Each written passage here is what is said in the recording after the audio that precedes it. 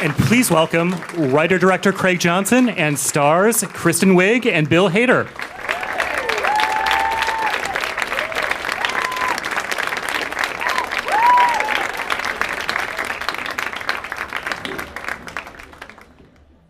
Hi.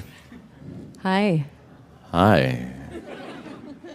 So Craig, tell me about how this script came about. Where did you get the idea for doing the story about these two crazy twins? Well, I co-wrote the movie with Mark Heyman years and years and years ago when we were still grad students at NYU. And the initial idea started, we knew the kind of tone of the movie we wanted to make, something that was kind of bittersweet and funny, but a little offbeat, but we didn't really know what we wanted it to be about. So we just started throwing out kind of stories from our own life. And while nothing in the movie, like plot-wise is overtly autobiographical, You're not a twin. I'm not a twin, but I do have a sister. And so a lot of my relationship with my sister came into play in this movie, specifically like using humor to deal with dark stuff. But the initial spark came because there is, it's hard to say, it's a little bit of a spoiler alert, so I'll just talk more about the brother and sister relationship is from my own brother and sister. Get the iPad. Me and my sister. Get the new iPad. Get the new Remember, iPad. you should get a case for your laptops. Yeah, because if you drop it, Get a nice soft You bet case for there. your Yep. laptop. the people in the blue shirts are going to help you. Hey, they're Yep. geniuses. There you are. They're geniuses. In case you were wondering what didn't mean to it was interrupt. like on set. Sorry. This is what happens in movie theaters too, actually. People are just shopping in the back. Yeah, it's a QVC thing going Yeah, on. especially in LA. Yeah. So now, when you were writing the script, I'm imagining that you were not thinking of Gillian Stefan in these roles initially.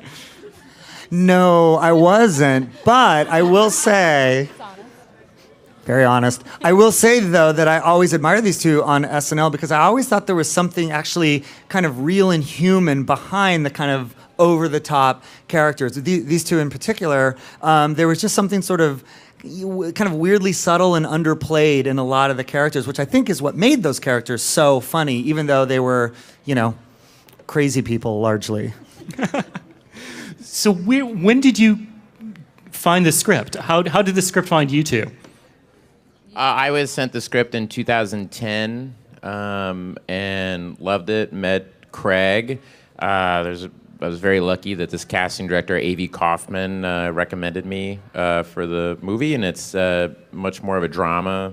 Obviously, it has very funny stuff in it, but I wanted to do a drama, and met Craig, and he said, let's do it. And then it was kind of a 2-year period of having the money, not having the money, these things.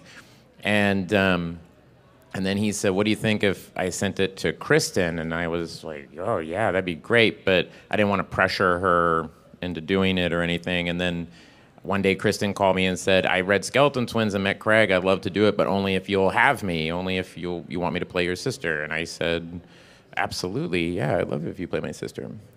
And then, bam, we got the money. They're like, Kristen Wiig's involved? Shing! And is that what it felt Buy like? an extra adapter. You're going to Buy need an it. extra You'll forget power it at the cord. hotel. You need extra power cords. You'll travel Those with get it. lost. You'll forget it. So Kristen,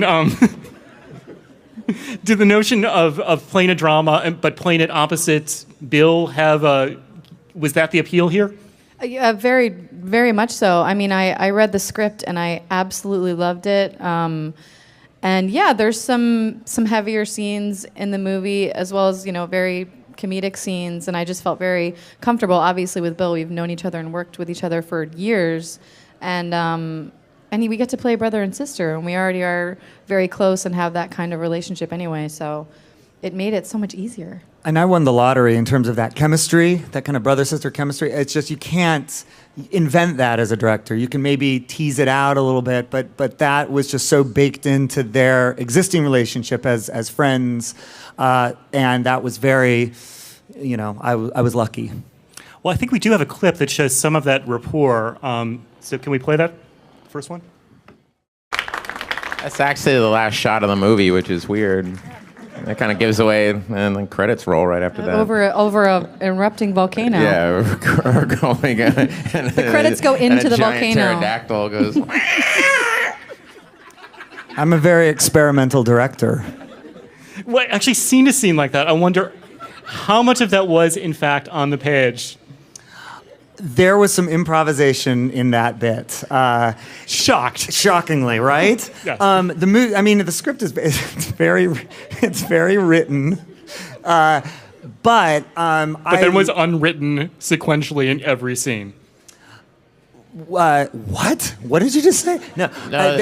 This was we stuck to the script mostly in this movie. Didn't really, yeah. It was a really, improvise really that much. well written script, and then there was certain moments like that where, the initial scene, would just, hey, you need to take the edge off, and you would do 3 takes of that, and on the 4th take, Craig would go nuts, we have it, right. And then something like that would happen, where we would just start messing around, and it would get loose, and we felt comfortable with the scene. And yeah, but I love it when actors riff on the lines a little bit and put things into their own words. I think it can make things feel a lot more authentic and natural. And I think I would be a bad director if I had Kristen Wiig and Bill Hader in a movie and didn't encourage them to riff a little bit.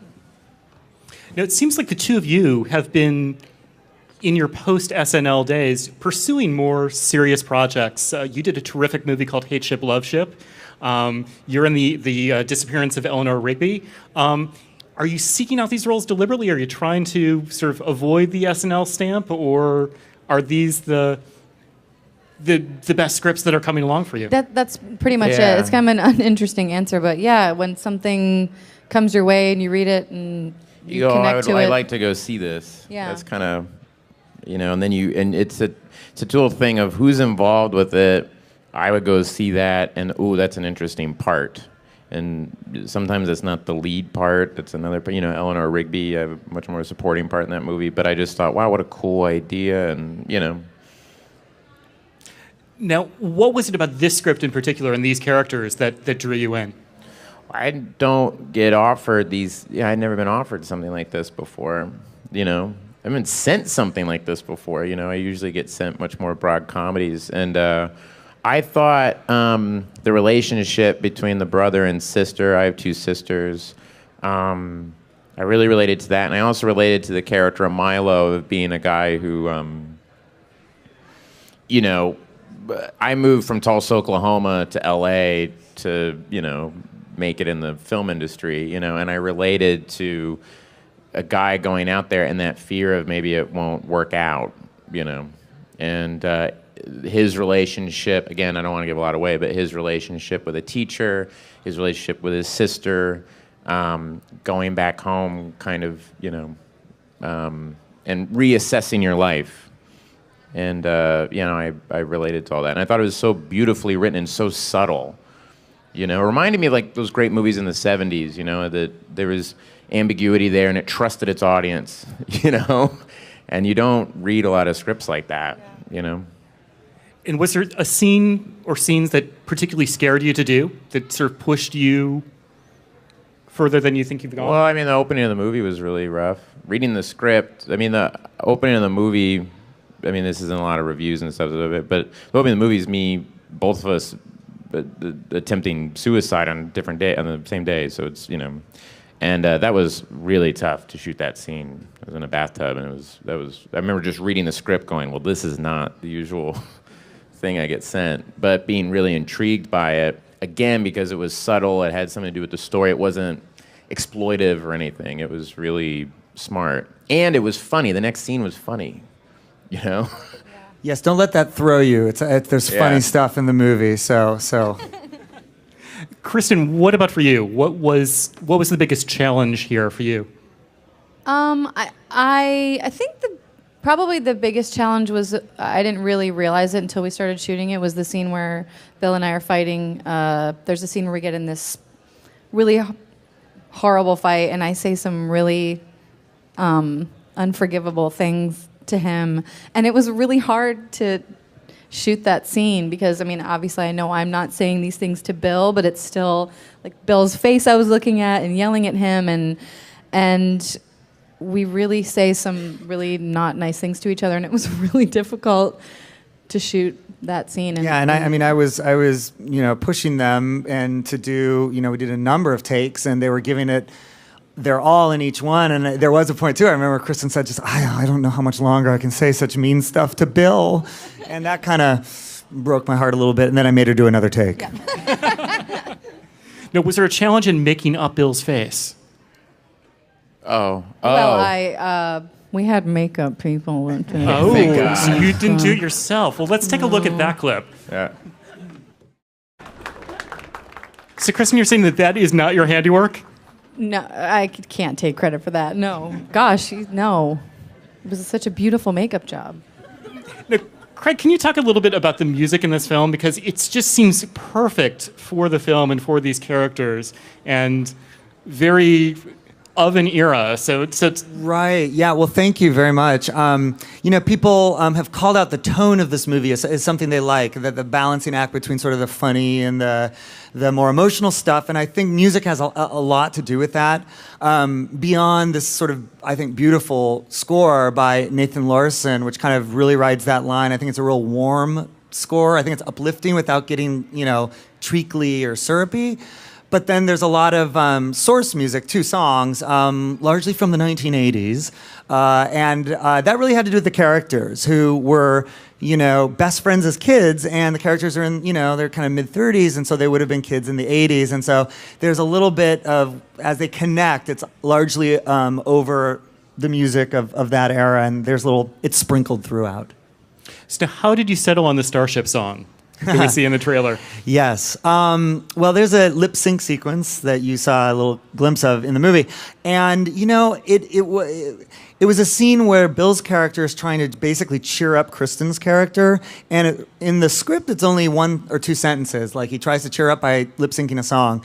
But when I found the song is Nothing's Gonna Stop Us Now by Starship, it's featured in the movie Mannequin, for those of you who, those cinemaphiles out there. See it. It's wonderful. Bill Hader is the Andrew McCarthy of his generation. He really is, yeah. And that song's a duet. And so I remember there was this period where I was listening to songs, and when I discovered that one, I was like, oh, with the duet element of a male and female voice, the scene really has some drama now, because it can really be about Bill's character trying to get Kristen's character to sing the Grace Slick part in the movie to pull her kind of out of this funk. And so the scene ends up being it's epic in the movie, so it's reason enough to go see it. Now, did you 2 know that song beforehand? Oh, yeah. Okay. Oh, yeah. Yeah, I mean, I listen to it every day on the way to work, on the way back to work, because I had to lip sync it perfectly and be able to dance to it. And so, yeah. And you choreographed that number yourself, or? Well, it was like a big collaboration. I mean, but that was very much, I think if my sisters see the movie, they'll recognize we would lip sync to songs and you would act out the lyrics, so it was like nothing's gonna stop us now, or whatever. So what was your go-to song growing up with your sisters? Oh man, I remember Aha, Take On Me. That was a big one. You would act out that video. You would ram into walls and stuff. And Kristen? Maybe that Tears for Fears song, Shout, right? Shout? Yep. Remember that video, how they were all doing, they were in total unison? And I never knew where they were looking. They were always looking up this time, look on in that. You're gonna in a jump for joy. That's the only part. Yeah. But they're all looking like this. They're never looking what? And as a kid, I was like, where are they looking? Yeah, look behind me. They're looking at a little square piece of tape. Yeah. Guys, just look at this and sing, all right? Roll. Now, is it hard to segue from a scene like that to one of the more serious or dramatic scenes? Yes. Yes. Yeah. And we did a lot of that. It was an indie film. We didn't have a lot of time to shoot it, so we would have to cram a lot into one day. And I mean, Bill, when we shot we shot the scene, and then the next scene, the lip sync scene. We shot the lip sync scene, which was so much fun, and Chris and I are jumping up around and having a blast and lip syncing. And then Craig went, "All right, we're done with that. Now we're going to do this scene where I have this very sad monologue about peaking in high school."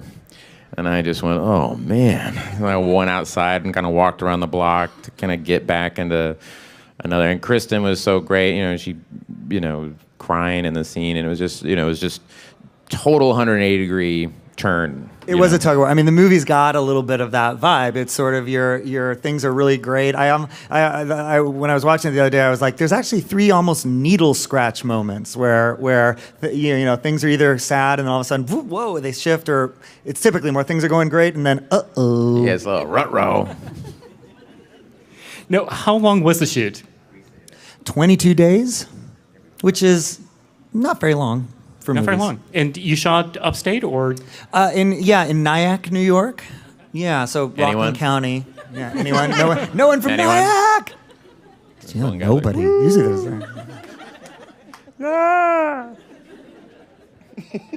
I'm the man.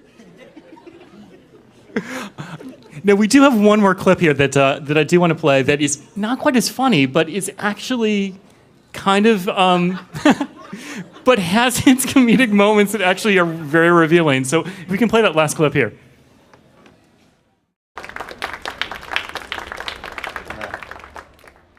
So shooting a scene like that, I mean, you have this rapport together. How much do you depend upon that background that you have knowing each other to sort of get that dynamic on screen? A lot. I mean... It's everything. I mean, it's just different working with Kristen if it was anybody else, because we've known each other for so long and work at Saturday Night Live. You're for 9 months basically like living with each other and going through so many highs and lows, that I just feel it's very easy to be vulnerable around each other and to feel free to fail in front of each other, and which is kind of the best gift you can have as an actor, is feeling comfortable to do things like that, So what was your biggest failure in making this film? On the movie? Mm-hmm. Oh, it's all on the editing room floor. Yeah. It's all on the editing room floor. But I tried a lot of shit that did not work, probably.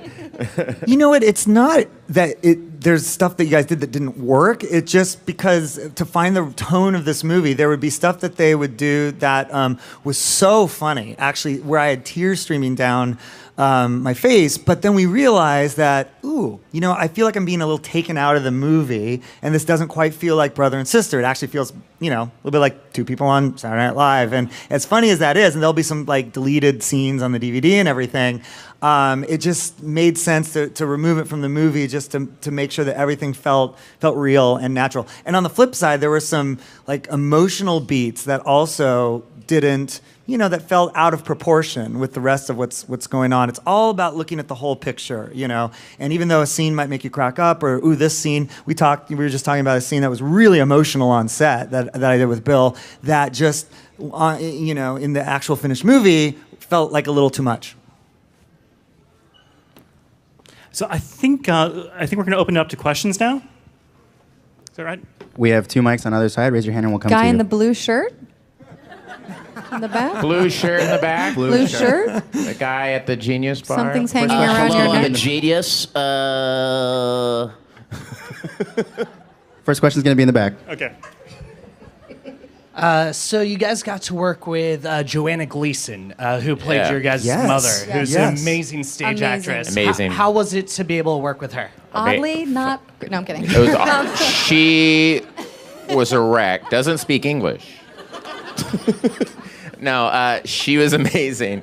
She was amazing. I couldn't believe when she showed up. I felt like I needed to, sit up straight. And Right, yeah. Well, she's she just incredible. It's that thing again. That's like a gift where someone shows up and makes you go, "Oh, I have to be good in these scenes," because she's bringing it so much and so professional and so amazing that you were just had to keep up with her. And anytime, the role is smaller, but she just infuses it with so many dimensions. I mean, there's a whole backstory in this woman who's not on screen for very long, and it's because Joanna is such an incredible actress that you actually feel this is a fully fleshed out woman. Yeah. I hope. You do. I don't hope. I know. This question's for the actors, Bill Hader and Kristen Wiig. What was your experience like when being in Night at the Museum and Secret Life of Walter Mitty? What was Ben Stiller and Robin Williams like from your point of views? And what was it like doing the voices of this in Despicable Me and Monsters University? Good questions. Thank you. Which one do you want to take? I'm going to take the second one. I'm going to be weird. Ben Stiller is a very nice guy. I've known he's Ben great. Stiller actually since I was 17. Ben Stiller used to date Jeannie Tripplehorn, who's from Tulsa, Oklahoma. I was friends with her, and I one time had Thanksgiving at her house when I was 17, and Ben Stiller was there. And I was like, whoa. He was like the first celebrity I ever met. And he was about to direct Cable Guy. And I remember, I was like, wow. And I went to high school the next day. I was like, I met Ben Stiller. And everybody was like, shut up, dude. Night Museum 2 is a blast. Unfortunately, I did not get to work with Robin Williams. We did not work on the same day, but I got to work on that film and had a very fun time. And I'm glad you liked my Monsters University 2-person. Oh, thank you. Well, I'm about to do this movie Inside Out, which is great. But I'm glad you liked my slug character. I did too. It took me exactly 10 minutes to record that. They didn't pay me. No. I did second, third, first. Okay, Go. so Ben Stiller is incredible. I'm happy that I got to work with him, and then he had me in his movie, Secret Life of Walter Mitty, which I love. Of course, absolutely. And what was the animated movie? Yes, that was really fun. You just kind of get to be in a booth by yourself. You don't really get to be with the other actors, which isn't always fun because you want to be able to play off other people. But it was I felt very lucky that I got to be in that movie. Yeah, thank you. Okay, next question is actually going to be in the center back, right over this way.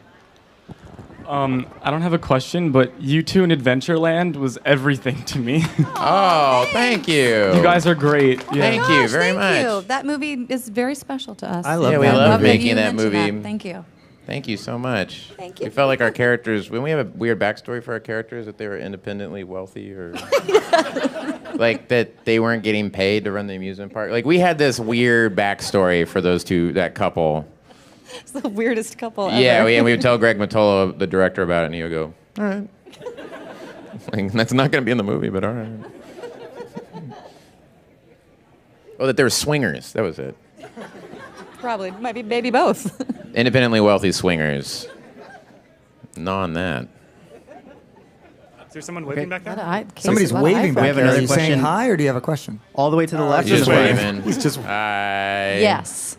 My Next answer question is is in the front, to your right. Hi. hi. Hi. Oh, my God. I wanted to ask about the importance as artists about getting out of your comfort zone and not really sticking to things that are familiar and comfortable to you. Could you hear That's a me? very good question. Yeah, it is a very good question. Thank you for a very good question. I have no answer. We're not going to answer it. I'm not going to answer but it was great. I think it's extremely important. You have to. you have to. I always say the moment I'm comfortable doing this, then I should stop because each project is so different, and even if it's a comedy or something you may think we're comfortable doing, it's always a little scary, and you want to do a good job, especially with this movie. I mean, there were a lot of things that neither one of us had done. Yeah, before. never had ever done. I mean, that was you would do that at Saturday Night Live all the time, where every week you were given something that you, at least I always felt uncomfortable with. Yeah. Where they go, okay, here's this person, you have to play him an update tonight. And I'm going, what? And you'd freak out. But I remember reading an interview with Jack Lemmon once, and he said, it always stuck with me. He's like, the minute I have to do things that scare me as an actor. If I'm not a little freaked out, then I don't do it, And if you watch Grumpy Old Men, I mean, that's scary as shit. I mean, sorry. Try to end on a joke. See, that's what I mean. Keep You it. fall on your face. You fall on your face. But I don't care because I'm with Kristen. Yep. So what would scare you next? What would frighten the heck out of you? As far as like a role? Being around all these geniuses is pretty scary. I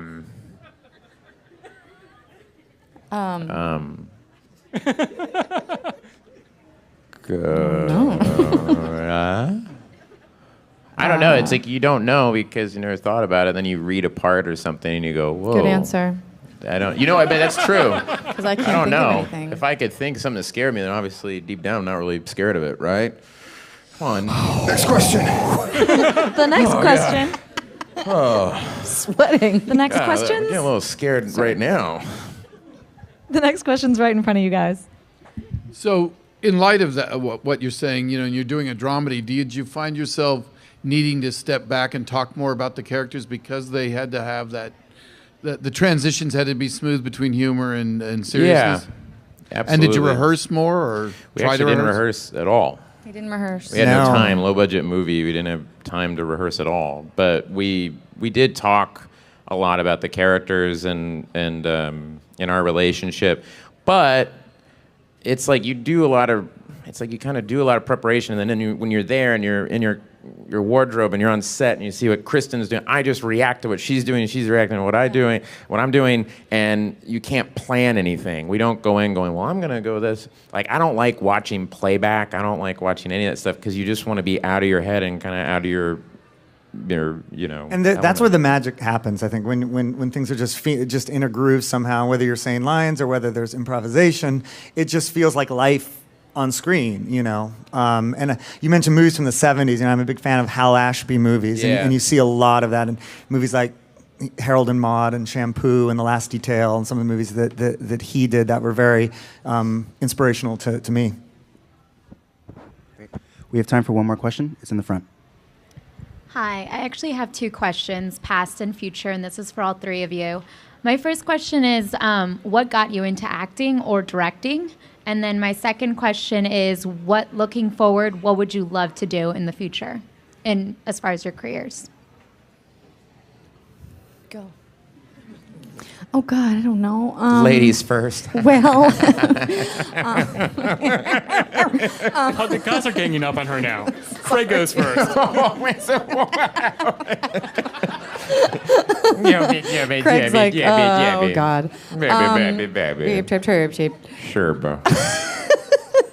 What got me? I just kind of knew that I wanted to do it. I can't really describe it. It's kind of like when you fall in love with someone, you can't really explain why you feel that way. You just have to have them. Unless you're paying for them. Yeah, then you know that's exactly. a different thing. Kiss the day goodbye. Sorry. Yeah. Oh, and then I started taking classes at the Groundlings because I saw an improv show there, and I'd never seen an improv show before and thought that I would really like to do that, and that's kind of how I got into sketch comedy. And what was the second part? Oh, what would you like to do in the future? Oh, well, I'm going to be directing something next year, so I'm hopefully going to do that. Yeah. Oh, thanks.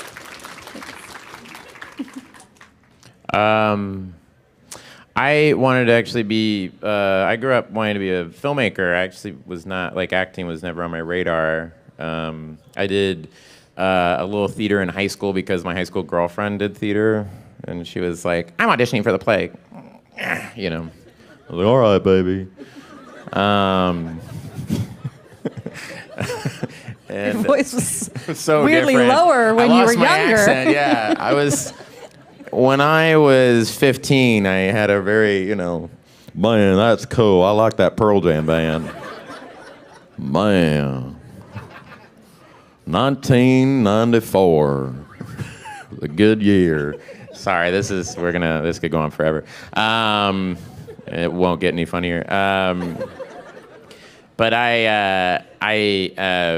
and then I moved to LA, and I wanted to become a director, and I was a production assistant for a long time. I was bringing people coffee on movies, and then I was an assistant editor on reality shows and shows like Iron Chef and things like that. And the whole time writing and trying to make sense. And then I realized what happens is you get someplace and you're like, I haven't done anything creative. I'm trying to pay the bills. I'm not making a lot of money. And then I'm like, I'm not really doing what I wanted to.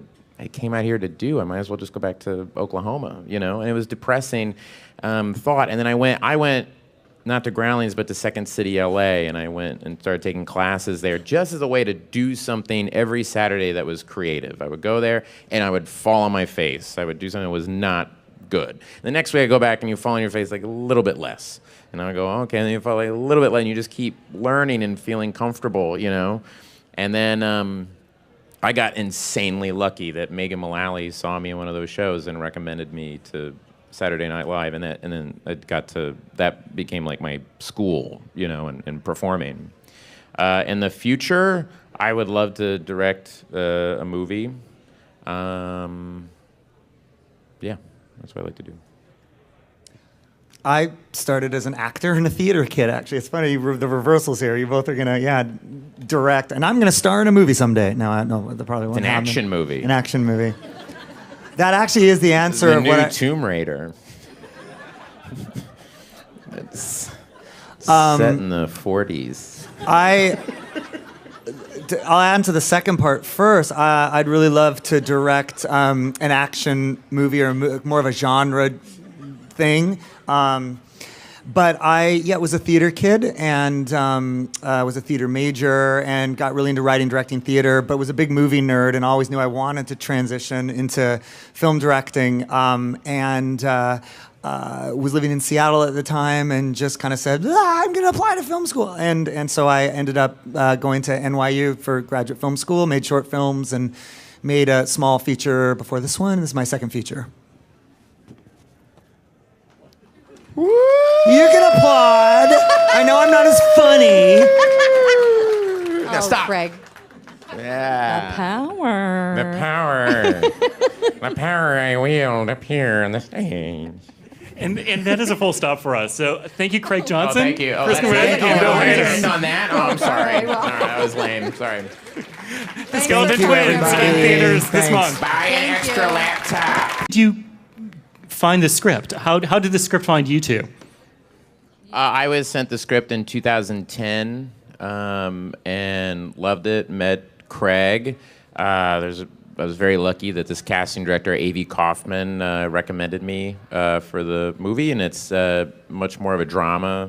Obviously, it has very funny stuff in it, but I wanted to, do a drama, and met Craig, and he said, "Let's do it." And then it was kind of a 2-year period of having the money, not having the money, these things, and then he said, "What do you think if I sent it to Kristen?" And I was like, "Oh, yeah, that'd be great." But I didn't want to pressure her into doing it or anything. And then one day Kristen called me and said, "I read Skeleton Twins and met Craig. I'd love to do it, but only if you'll have me, only if you want me to play your sister." And I said... Stories from our own life. And while nothing in the movie, like plot-wise is overtly autobiographical... You're not a twin. I'm not a twin, but I do have a sister. And so a lot of my relationship with my sister came into play in this movie, specifically like using humor to deal with dark stuff. But the initial spark came because there is, it's hard to say, it's a little bit of a spoiler alert, so I'll just talk more about the brother and sister relationship is from my own brother and sister. Get the iPad. Me and my sister.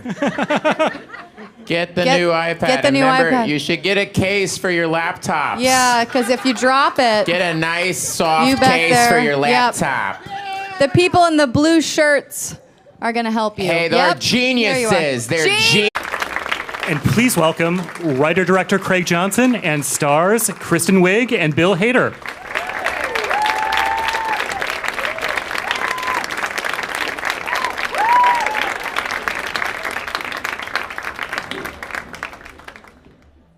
Hi. Hi. Hi. So Craig, tell me about how this script came about. Where did you get the idea for doing the story about these two crazy twins? Well, I co-wrote the movie with Mark Heyman years and years and years ago when we were still grad students at NYU. And the initial idea started, we knew the kind of tone of the movie we wanted to make, something that was kind of bittersweet and funny, but a little offbeat. But we didn't really know what we wanted it to be about. So we just started throwing out kind of stories. Geniuses! In case you were wondering what it was like on set. Sorry. This is what happens in movie theaters too, actually. People are just shopping in the back. Yeah, it's a QVC thing going on. Especially in LA, yeah. So now, when you were writing the script, I'm imagining that you were not thinking of Gillian Stefan in these roles initially. No, I wasn't. But I will say, Very honest. I will say, though, that I always admire these two on SNL because I always thought there was something actually kind of real and human behind the kind of over-the-top characters. These two in particular, there was just something sort of kind of weirdly subtle and underplayed in a lot of the characters, which I think is what made those characters so funny, even though they were, crazy people largely. So when did... Absolutely, yeah, I'd love it if you play my sister. And then, bam, we got the money. They're like, Kristen Wiig's involved? And is that what it felt Buy like? an extra adapter. You're gonna Buy need an it. extra You'll forget power it at the cord. hotel. You need extra power cords. You'll travel Those with get it. lost. You'll forget it. So Kristen, did the notion of playing a drama but playing it opposite Bill was that the appeal here? Very, very much so. I mean, I read the script and I absolutely loved it. And yeah, there's some heavier scenes in the movie as well as, very comedic scenes. And I just felt very comfortable. Obviously with Bill, we've known each other and worked with each other for years. And we get to play brother and sister.